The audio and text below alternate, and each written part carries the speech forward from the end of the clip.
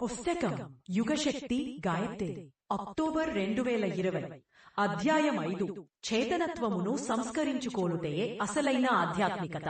ఇప్పుడు అధ్యాయాన్ని వినండి.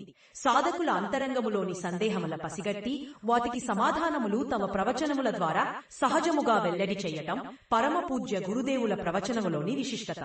చాలా మందికి వారి వారి హృదయములలో ఆధ్యాత్మికత యొక్క అసలు స్వరూపము గురించి సందేహములు ఉండుతూ ఉంటాయి. గురుదేవులు తమ యొక్క ఈ ప్రవచనము ద్వారా వారి సందేహములకు సమాధానము తెలియజేస్తున్నారు. ఏ వస్తువుకైనా విలువ అనేది దానిని శుద్ధి చేసినప్పుడే ఏర్పడుతుంది. భూమిలో నుండి వెలువడే క్రూడ్ ఆయిల్ కు ఏమంత ధర ఉండదు. కానీ శుద్ధి చేయబడిన తరువాత పెట్రోలు, డీజిల్ మొదలగు ఖరీదైన ఇంధనముల రూపములోకి మారిపోతుంది. ఆధ్యాత్మికత కూడా ఇదే రీతిలో మానవుడి వ్యక్తిత్వమును అతి సూక్ష్మ స్థాయి వరకు సంస్కరిస్తుంది. చేతనత్వమును సంస్కరించుకోనుటయే అసలైన ఆధ్యాత్మికత అని పరమ పూజ్య గురుదేవులు ప్రబోధిస్తున్నారు. రండి, వారి అమృతవాణిని మరింతగా హృదయంగమము చేసుకుందాం. వ్యక్తిత్వమును సంస్కరించుకోనుట భూమిలో నుండి అప్పుడే బయటకు తీసిన క్రూడ్ ఆయిల్ ను చూస్తే మీరు ఆశ్చర్యపడతారు. నల్లగా మురికిగా చిక్కగా ఉంటుంది. రహదారిని వేసినప్పుడు నేలను నునుపు చెయ్యటానికి తారు అనే పదార్థమును నేల మీద పోస్తారు. అది క్రూడ్ ఆయిల్ లోని మురికి పదార్థమే. అటువంటి క్రూడ్ ఆయిల్ శుద్ధి చేసిన పిదప డీజిల్ ఆయిల్ గా మారుతుంది. డీజిల్ ను మరల శుద్ధి చెయ్యటము ద్వారా అది కిరసనాయిలు అవుతుంది. కిరసనాయిల్ తిరిగి శుద్ధి చెయ్యటము ద్వారా పెట్రోలు తయారవుతుంది. పెట్రోల్ ను మరింత శుద్ధి చేసినప్పుడు విమానాలు ఎగరటానికి ఉపయోగపడే మరింత నాణ్యమైన అనగా మేలిరకం పెట్రోలుగా మారుతుంది. ఆ నాణ్యమైన పెట్రోలు ఇంకా శుద్ధి చెయ్యటం ద్వారా రెక్టిఫైడ్ స్పిరిట్ ను తయారు చెయ్యటం సాధ్యమవుతుంది. మొట్టమొదట నల్లగా మురికిగా తాకితేనే అంటుకుపోయేంత జిరడుగా ఉండే క్రూడ్ ఆయిల్ దశలవారీగా శుద్ధి చెయ్యటము ద్వారా పెట్రోలు తయారు చెయ్యటం సాధ్యమవుతుంది. అంటే ఇక్కడ మనం గ్రహించవలసిన విషయము ఏమిటంటే మళ్లీ శుద్ధి చెయ్యటము ద్వారా అతి సాధారణమైన వస్తువులు కూడా ఎంతో విలువైన లేదా నాణ్యమైన వస్తువులుగా మారిపోతాయి. ఇదే సూత్రం మానవుడి వ్యక్తిత్వము అనే అంశములో కూడా వర్తిస్తుంది. ఒక మనిషి యొక్క వ్యక్తిత్వము లోతుగా పరిశోధించబడుతూ సంస్కరించబడుతూ చివరకు ఒక సాధువు లేదా దత్తపురుషుడి స్థాయికి చేరుకొనవచ్చు.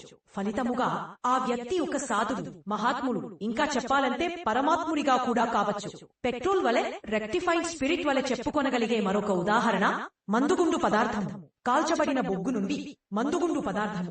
ఇది టపాసులు, బాణసంచా మొదలైన వాటి తయారీలో ఉపయోగపడుతుంది. మరింతగా శుద్ధి చేయటం ద్వారా తుపాకులలో ఉంచబడే తూటాలను తయారు చేయటంలో ఉపయోగించటం జరుగుతుంది. ఇంకా శుద్ధి చేయబడిన మందుగుండు పదార్థము డైనమైట్ రూపమును ధరిస్తుంది. ఈ డైనమైట్ పెద్ద కొండలను, కోటలను కూడా పేల్చివేయగలదు. ఇంకా చెప్పాలంటే ఒక్కొక్క రకం తూటా కూడా ధ్వంసం చేయగలదు. అంటే మందుగుండు పదార్థము నుండి డైనమైట్ స్థాయికి దాని నాణ్యతను పెంచటం జరుగుతుంది అని అర్థం. మనిషికి వ్యక్తిత్వ స్థాయిలో తేడా వజ్రానికి, బొగ్గకు తేడా ఏమీ లేదు. పరిశోధనాశాలలో పరీక్ష చేసి చూస్తే రెండింటిలోనూ ఉన్న పదార్థము పరమాణువులు ఒక్కటే అని అర్థమవుతుంది. బొగ్గు గనిలో నుండి రాతి బొగ్గును తీసినట్లే వజ్రాన్ని కూడా దాని దనిలో నుండే తీస్తారు. రెండింటిలోనూ ఉండే కార్బన్ యొక్క సాంద్రతలోనే తేడా ఉంటుంది.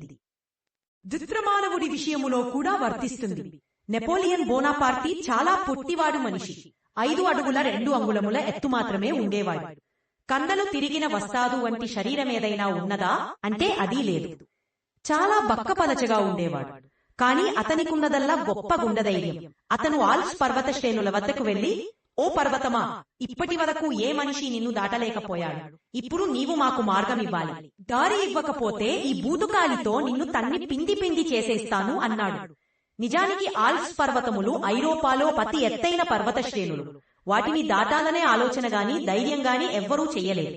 ఆ ఆల్ప్స్ పర్వతముల పైనుండి ప్రయాణించటానికి వీలుగా ఒక దారిని ఏర్పాటు చేసి ప్రపంచమును విస్మయమునకు గురిచేశాడు. నెపోలియన్ కూడా అందరిలాంటి మనిషే కాని అతని మనోస్థాయి అంత దృఢమైనది.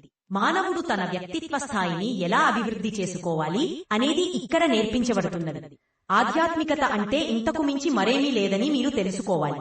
మీ దృష్టిలో ఆధ్యాత్మికత అంటే ఏవేవో పనులు చేయటం, అద్భుతాలు చూపించటం. ఆధ్యాత్మికత అంటే గారడీ కాదు. క్రియలు అంటే పనులు. అవి మనకు నీ సూచనలిస్తాయి, మార్గమును చూపిస్తాయి. మనం ఏం చెయ్యాలి, ఎలా జీవించాలి అనేవి కూడా తెలియజేస్తాయి. ఇదే ఆధ్యాత్మికత అంటే. దీనినే మీరు గారడీ అని, అద్భుతమని పేర్లు పెట్టుకుంటున్నారు. మీరు క్రియకే ప్రాధాన్యమిస్తారు కాబట్టి మిమ్మల్ని గారడీ వాండ్రు అంటున్నాను. నిజానికి క్రియకు తనకంటూ ఎలాంటి ప్రాముఖ్యత ఉండదు. జీవితమును ఎలా జీవించాలి అనే అంశమును గురించి మార్గదర్శనము చేయటంలోనే క్రియకు ప్రాముఖ్యత ఉన్నది. ఆధ్యాత్మికత అంటే సైన్స్ ఆఫ్ సోల్ అంటారు. ఇంకొక విధంగా చెప్పాలంటే ఆత్మకు సంబంధించిన విజ్ఞానం. ఆత్మ ఎవరిది అంటే జీవాత్మది. పదార్థమునకు సంబంధించిన ఫిజికల్ సైన్స్ మరొకటి ఉంటుంది.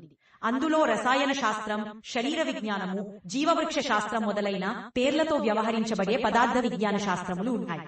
ఆధ్యాత్మికత అంటే సైన్స్ ఆఫ్ సోల్ గురించి ఇక్కడ వివరంగా తెలుసుకుందాం. సోల్ అనేది పదార్థము కాదు, అది ఒక చేతనత్వము. మనం చేతనత్వమును ఎట్లా సంస్కరించుకొనగలము, చేతనత్వమునకు ఎలా పదును పెట్టగలము, దాని స్థాయిని ఎలా పెంచగలము, వీటన్నిటికి సంబంధించిన ఉన్నత స్థాయి సిద్ధాంతముల సమాహారమే ఆధ్యాత్మికత అంటారు.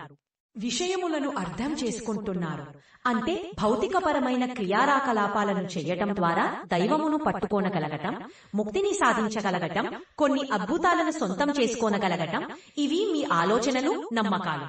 వీటిని కేవలం పగటి కలలుగానే భావించవచ్చు.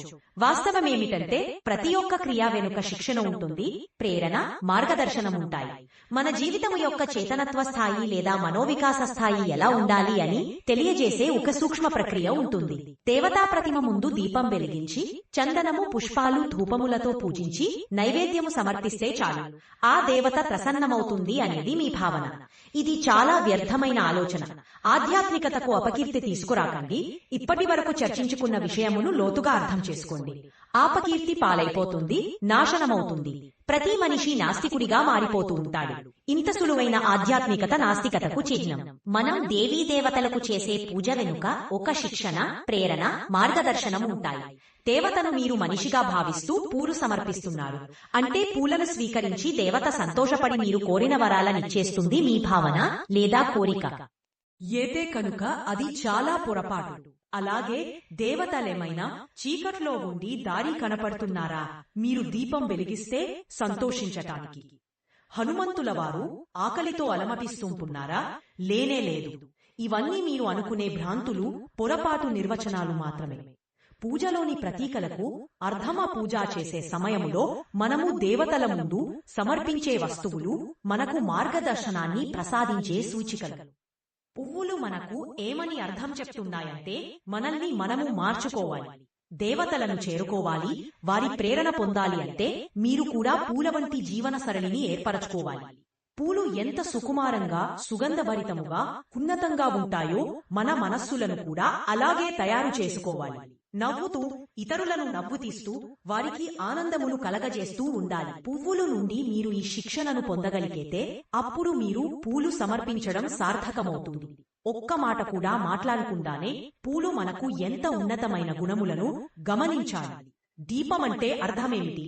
మన హృదయం స్నేహం, ప్రేమలతో నిండి ఉండాలని దీపం చెప్తుంది. నెయ్యి, నూనె, స్నిగ్ధం ఉంటాయి. దీపం తాను స్వయంగా మండతో ఇతరులకు వెలుగును, ప్రకాశమును పంచుతుంది. ఇది దీపం తనకు తానే ఒక వేదాంతం, ఒక శిక్షణ. ఇది దీపం ఇచ్చే శిక్షణ. దీపం నుండి ప్రేరణ పొంది మీ జీవితములో అవసరమైన మార్పులను చేసుకోనగిల్తే, దీపాన్ని వెలిగించటం వలన మీరు నిజమైన సార్థకతను పొందుతారు. దేవుడికి మనం తీయని పంచదార గుళికలను లేదా మధురమైన పదార్థములను నివేదిస్తాం. దాని అర్థమేమిటంటే భగవంతుడు తీయదనాన్ని ప్రేమిస్తాడు.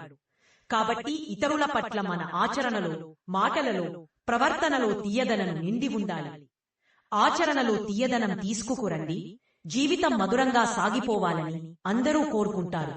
చేసే క్రియారాకలాపాలలో మధురత్వమును జోడించండి. ఈ పనులన్నీ కూడా ఆవగింజ కొంతో సమానమైనవని చెప్పవచ్చు.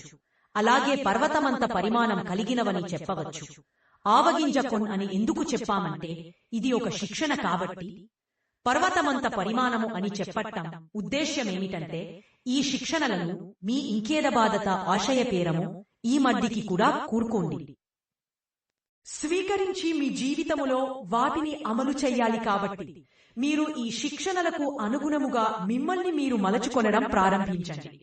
అవి పర్వతమంతగా ఎదిగిపోయి శాస్త్రములలో వాటికి చెప్పబడిన ప్రాముఖ్యమేదైతే ఉన్నదో అది అన్ని సంభవమై మిమ్మల్ని ధన్యుల్ని చెయ్యగలవు. కాబట్టి మీరు వీటి నుండి ప్రేరణను పొంది మీ జీవితము యొక్క స్వరూపమును మార్చివేయండి. ఆధ్యాత్మికత అంటే గారడీ కాదు, అందులో క్రియల యొక్క పటాటోపం ఏమీ ఉండదు. మనస్సు యొక్క తీరును మార్చుకోండి, మనస్సు యొక్క స్థితిని మార్చుకోనడం, మనస్సు యొక్క తీర్తెన్నులను మార్చుకొనటానికి, మార్పును తీసుకురావటానికి మీకు ఇవ్వబడుతున్న శిక్షణ ఏదైతే ఉన్నదో దానిని గురించి మేము నొక్కి వక్కానిస్తున్నాము, శాయశక్తులా ప్రయత్నిస్తున్నాము. మీరు జడస్థితిలో స్తబ్దగా ఉన్నారు. జడత్వమును వదలి చేతనత్వమును పట్టుకోండి. మార్పు తెచ్చుకునే ప్రక్రియ గురించి దృష్టి సారించండి. దీనికోసమే జీవితకాలమంతా వెచ్చించండి. మీరు కేవలం క్రియాకలాపాల మీదనే శ్రద్ధ వహిస్తూ ఉన్నారు అంటే మీరు గారడీని నమ్ముతున్నట్లే. ఈ గారడి అనేది కేవలం మీ మనస్సుకు మీరు సర్ది చెప్పుకోవటానికి లేదా ఇతరుల మనస్సును సంతోషింపజేయటానికి మాత్రమే. తప్ప దాని వలన ప్రయోజనమేమీ ఉండదు. అనువాదం శ్రీమతి కామరాజు కృష్ణకుమారి.